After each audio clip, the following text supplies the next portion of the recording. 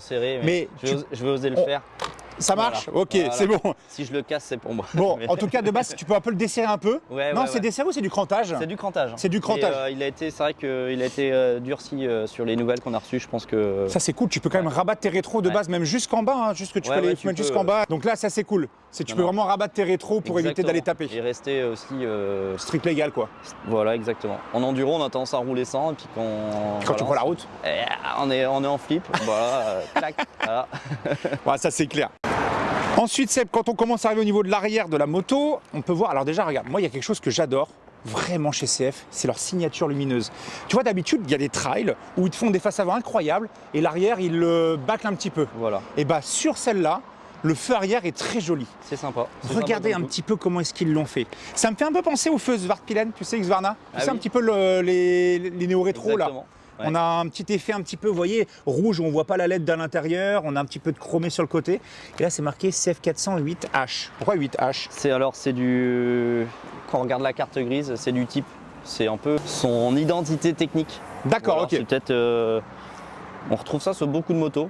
Petite signature du chinois, je sais pas. Mais ça, en fait, c'est les données techniques, c'est le type. Ok. Voilà. Et je vois qu'à l'arrière, là, avant qu'on parle de la selle, parce que vous allez voir la selle, il y a deux choses à parler. Là, on a des grosses poignées d'origine en métal? Oui. Ok. Porte-bagages, c'est d'origine derrière ou pas? Exactement. Voilà. Donc, qu'est-ce que tu as comme option là-dessus? Tu as des valoches sur le côté? Bien sûr. Il faut rajouter support valise et il y a les valises CF Moto. Ok. Ainsi que le top case, bien sûr. Mais aussi du shad, du JV, il y a tout ce qu'il faut. On peut faire...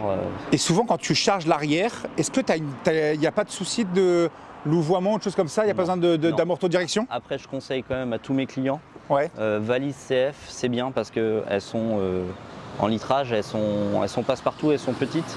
Ouais. Ça dénature pas la moto. Et un top case, on va pas mettre un gros top case de fou pour mettre. C'est un top case 5? Ouais, je conseille forcément. Ouais. Voilà. Donc moi, on a tous nos configs ont été comme ça et on n'a pas de plainte client sur du louvoiement comme certaines machines. Là, on va aller parler de ce qui fait plaisir au niveau du compteur. Sur le tableau de bord, vous avez, moi je trouve, comparé au modèle qui commence à sortir, c'est la finition de chez CF qui est en hausse. Oui. Alors, tu vois, au niveau du toucher, des boutons, du plastique, etc., je trouve qu'on retrouve vraiment un peu plus de qualité. Ce petit bouton de démarreur, il fait très, très quali. On a trouvé ça sur beaucoup d'européennes à une époque. Donc là, démarreur, warning. Voilà.